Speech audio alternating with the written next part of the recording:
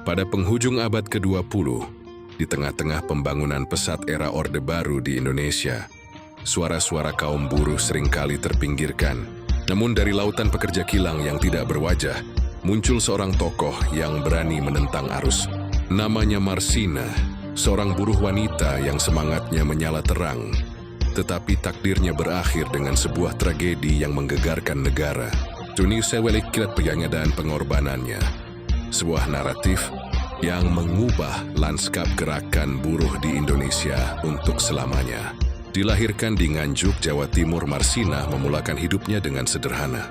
Seperti ramai anak muda pada zamannya, beliau berhijrah ke bandar perindustrian Sidoarjo.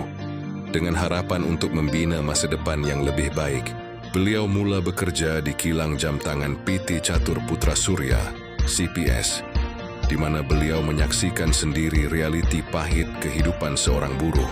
Dengan upah yang tidak mencukupi dan keadaan kerja yang serba kekurangan, Marsina tidak hanya berdiam diri.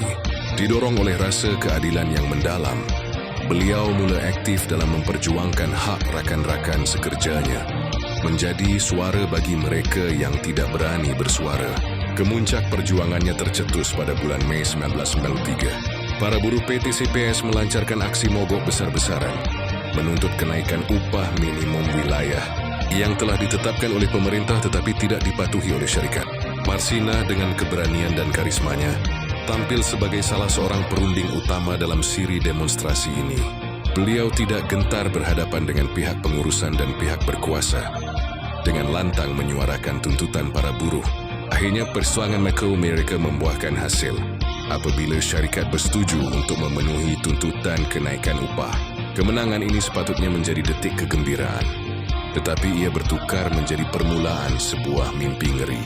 Beberapa hari selepas aksi mogok itu berakhir, Marsina tiba-tiba hilang tanpa jejak.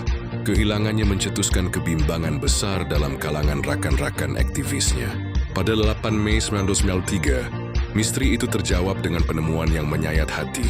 Mayatnya ditemui di sebuah pondok di hutan Nganjuk, dengan tanda-tanda penderaan fizikal yang teruk.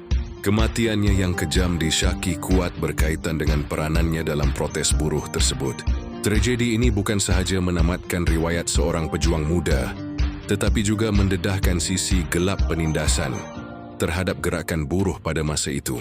Siasatan ke atas pembunuhan Marsina berjalan dengan penuh kontroversi dan kejanggalan. Beberapa individu dari pihak pengurusan syarikat dan anggota tentera ditahan dan didakwa, tetapi proses perundangan yang berlaku dianggap oleh ramai pihak sebagai satu sandiwara. Pengakuan yang diperoleh melalui paksaan dan bukti yang meragukan menyebabkan semua tertuduh akhirnya dibebaskan di peringkat rayuan. Sehingga hari ini, dalang sebenar di sebalik penculikan dan pembunuhan kejam Marsina masih belum dibawa ke muka pengadilan, meninggalkan luka yang mendalam dalam sejarah perundangan Indonesia. Walaupun jasadnya telah tiada, semangat Marsina terus hidup.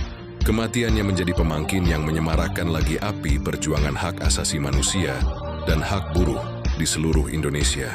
Beliau menjadi ikon perlawanan terhadap ketidakadilan dan penindasan. Patung dan monumen didirikan untuk memperingatinya, dan namanya diabadikan dalam lagu-lagu protes serta karya sastera.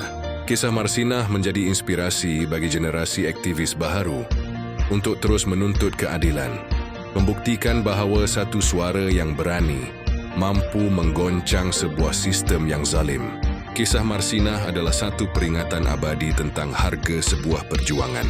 Dia mengajar kita bahawa keadilan bukanlah sesuatu yang diberikan secara percuma, tetapi harus dituntut dengan keberanian, walaupun berhadapan dengan risiko yang besar. Walaupun pelaku jenayah terhadapnya mungkin terlepas daripada hukuman dunia, warisan Marsina sebagai simbol perlawanan akan terus bergema.